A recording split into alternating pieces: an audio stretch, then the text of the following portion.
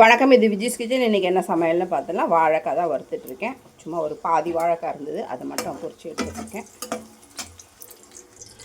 அவ்வளோதான், பொரிச்சிட்டேன். இப்போ நம்ம அதே எண்ணெயில் கீரையை பொரிக்க போகிறோம். முருங்கைக்கீரை, காஞ்ச மிளகாய், பூண்டு, வெங்காயம் இது மட்டும்தான் போட்டிருக்கேன்.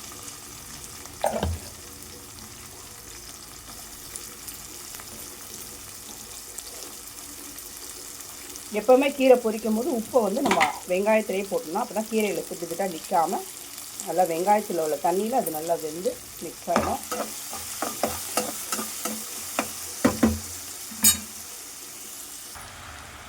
அவ்வளோதான், கீரையை போட்டாச்சு. நான் கீரையை மூடவும் மாட்டேன், தண்ணியும் ஊற்ற மாட்டேன். இதில் உள்ள தண்ணியிலேயே அது சிம்லேயே வச்சு நல்லா பொரிச்சு எடுத்துருவேன்.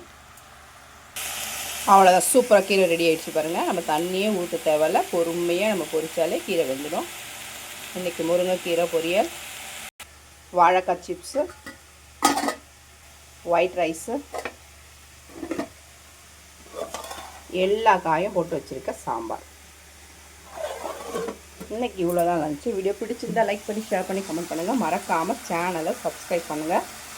வணக்கம்.